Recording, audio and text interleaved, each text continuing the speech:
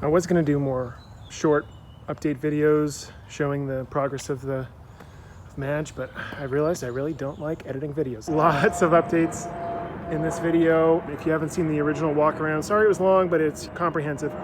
Watch the first one to see where it was when we bought it.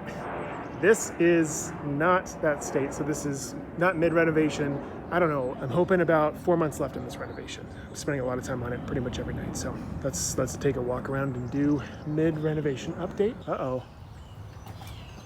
What's all that? Okay, so this just finished up yesterday. These were leaking really bad, and the entire plywood underneath the stair just fell apart in my hands as I took it up, so reflashed it, added a piece of flashing along the bottom here so that water that comes down goes around this piece of steel and comes out, so it's waterproof. I'm watching it to see if I did a good enough job, but hopefully that's gonna keep it from being a problem. And then here we go, let's do the grand reveal. Oh, the shag is still there. Yeah, nothing's changed. Nothing's changed, right? What? Everything's changed. Okay, last time you saw this, lots of green shag, lots of walls, lots of cabinets, lots of camper things. But we have taken out all of the walls, all the ceiling, gotten rid of the bathtub, gotten rid of the toilet, everything. It's been gutted. Now, why? It looked like it was in such good shape. We're changing the layout, and it turns out the shag was underneath everything. Everything, like the toilet back there, the shag.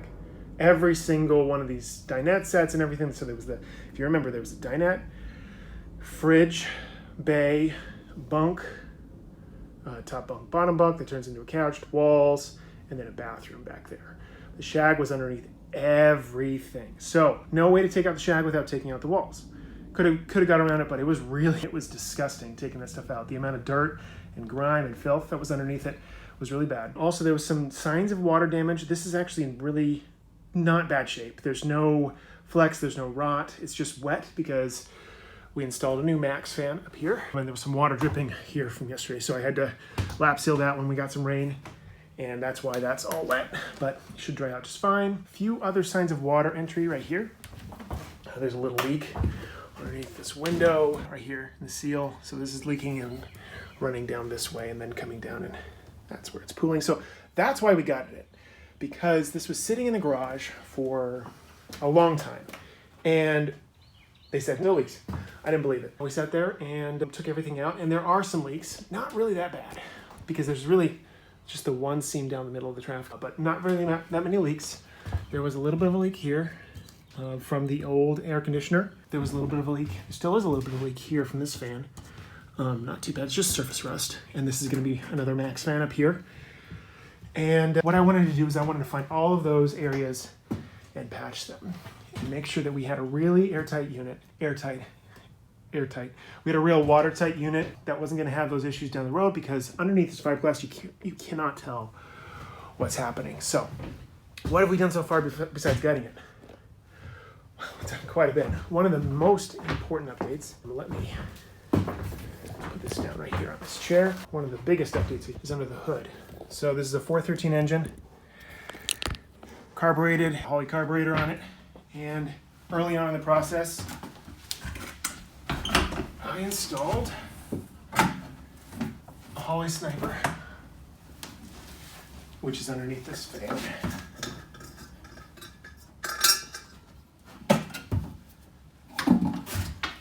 Gotta clean up the wires and all that. Holley Sniper EFI. So much better. This thing runs so much better than it did before.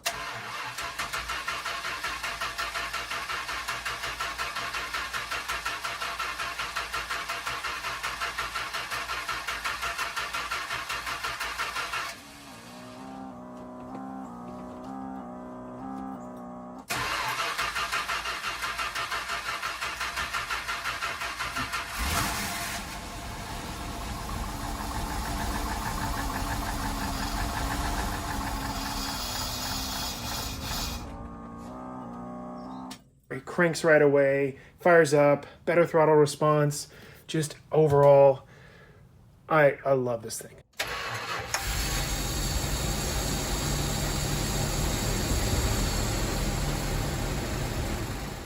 I have to clean up all the wires and stuff, and I haven't gotten to that yet.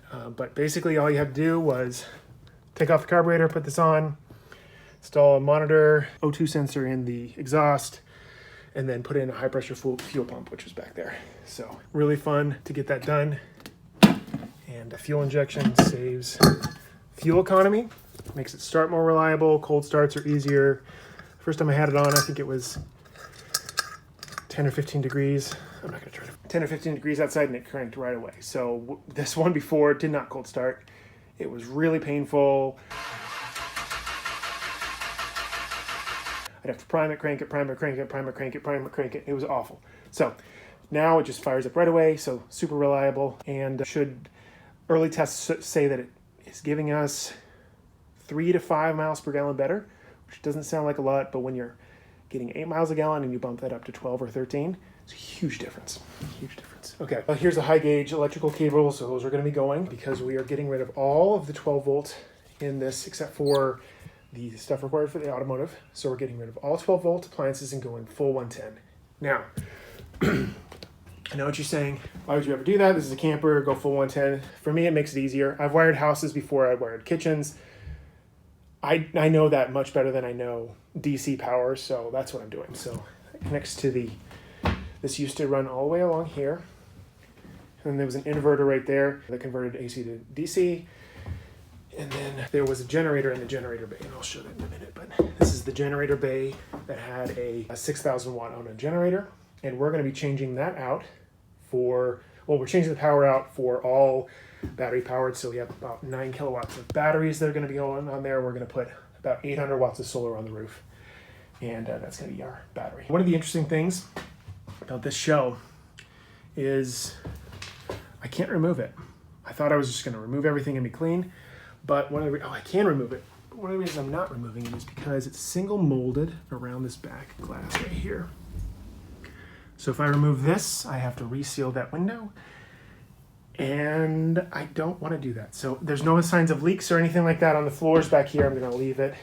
And yeah, I'll show the layout that we're thinking, but let me just walk you through what our layout's going to be. We're going to have bedroom back here. So there was 2 options for the Travco originally, rear bathroom, rear bedroom. We're actually switching this to a rear bedroom, but we're not following the original layout for those. So there's going to be a wall right here.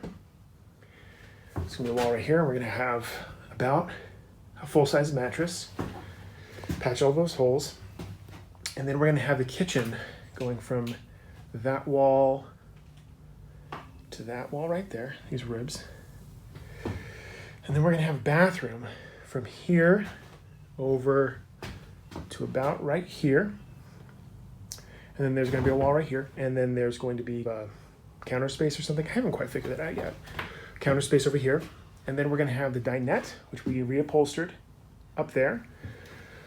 2 reasons, or 3 reasons actually. So it functions as passenger seating. So those that have buckles that everyone can ride in. It functions as buckles for driving, table for eating, and then also it converts into a bed, which is really handy.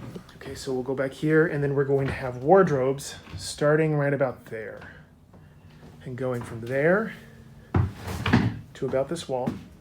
And this is where the electrical is going to be housed. And then we're going to have dedicated bunks for the kids back here. Got 2 boys. We're going to have dedicated bunks so they don't have to collapse them. We don't have to set them up and take them down every single day. That was a concern that we had. So they're not going to be full size. They're just going to be kid-sized bunks.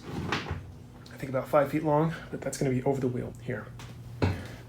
And then we're going to have a single blackwater tank underneath where the blackwater gray water tank underneath where the propane tank used to be.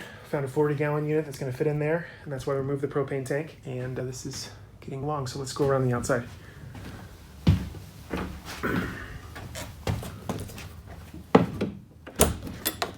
Oh, real quick. Interesting quirk about this frame. So none of these tubes are welded together. Isn't that weird? None of them. So it's more like a endoskeleton, like a bug shell or something. It's really strange. I would have expected them to weld these together, but they're all fiberglassed into each other. So this is fiberglass molding to the shell. There's no attachment points between these frames, which is weird. And I'm going to sand them all down, grind them all down, and then I'm going to seal them with some rust preventer just to make everything clean and tidy. All right, let's go outside. Okay, so propane tank is out. trying to get rid of it because it's full. I already said that. But underneath where the propane tank was, this is going to be where our 40-gallon tank goes. 40-gallon blackwater tank, which is going to be right under the toilet. That's why we were putting it here, because we can't put it in the middle anyway. I have some schematics that I can show here, but this is where the tank is going to go. Okay, if you notice also, new exhaust.